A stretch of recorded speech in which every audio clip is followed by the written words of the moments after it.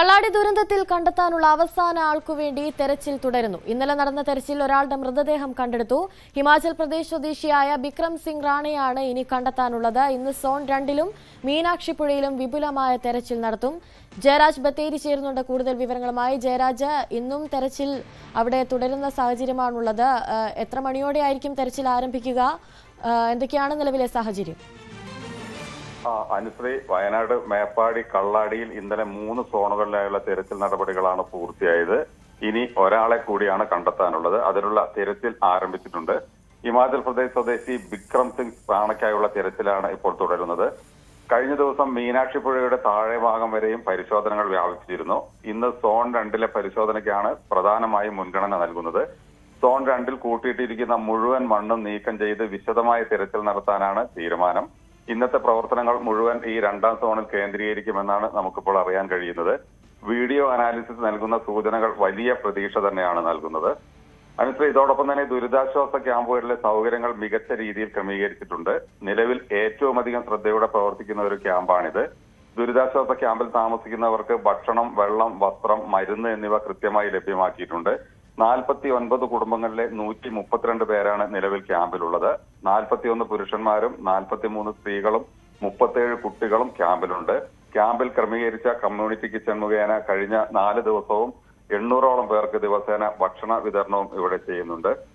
അതോടൊപ്പം തന്നെ ഇവിടെ ഈ ഭാഗത്തേക്കുള്ള ഗതാഗതം കുറച്ചു ദിവസമായി തടസ്സപ്പെട്ടിരുന്നു. അത് മുൻനിർത്തി തന്നെ ചൂരൽമല ഭാഗത്തേക്കുള്ള ഗതാഗത സൗകര്യങ്ങൾ സുഗമമാക്കുന്നതിനായി താഞ്ഞിലോട് വരെ ബസ് സർവീസും അവിടെ നിന്ന് ചൂരൽമലയിലേക്ക് ജീപ്പ് സർവീസും ഏർപ്പെടുത്തിയിട്ടുണ്ട്. തടസ്സമില്ലാതെ എല്ലാ സമയത്തും ഈ സർവീസ് ലഭ്യമാകുമെന്നാണ് ഇപ്പോൾ നമുക്കറിയാൻ കഴിയുന്നത്. അതുപോലെ തന്നെ മണ്ണ് നീക്കം ചെയ്യുന്നതുമായി ബന്ധപ്പെട്ട് കൊങ്കൺ അധികൃതരുമായി ചർച്ച നടത്തിയിരുന്നു. നിലവിൽ അവിടെയുള്ള മണ്ണ് നീക്കം ചെയ്യേണ്ടതില്ലെന്ന അഭിപ്രായമാണ് അവർ പങ്കുവച്ചത്. എന്നാൽ ജനങ്ങൾക്കോ പ്രദേശത്തിനോ ബുദ്ധിമുട്ടാകാത്ത തരത്തിൽ തിരച്ചിൽ തുടരാനാണ് അധികൃതരുടെ തീരുമാനം. അതുപോലെ തന്നെ ഇവിടെ സംഭവിച്ച കാര്യങ്ങൾ ശാസ്ത്രീയമായി പഠിക്കാൻ എക്സ്പെർട്ട് കമ്മിറ്റിയെ നിയോഗിച്ചിട്ടുണ്ട്. കമ്മിറ്റിയുടെ റിപ്പോർട്ട് വന്നാലുടൻ തുടർ നടപടികൾ സ്വീകരിക്കുമെന്നാണ് നമുക്കറിയാൻ കഴിയുന്നത്. എന്തായാലും 8 പേരിൽ 7 പേരുടെ മൃതദേഹങ്ങൾ പുറത്തെടുത്തു. ഒരാൾക്കായുള്ള തിരച്ചിൽ ഇന്ന് ഊർജിതമായി തന്നെ തുടരുകയാണ്. പുഴയിലും പരിശോധന നടത്തും. ഇതുവരെയുള്ള തിരച്ചിലിൽ നിന്നും 8 പേരിൽ കൂടുതൽ ആളുകൾ അപകടത്തിൽപ്പെട്ടിട്ടില്ല എന്നൊരു ആശ്വാസമാണ് ഇപ്പോൾ പങ്കുവയ്ക്കാനുള്ളത്. അനുശ്രീ.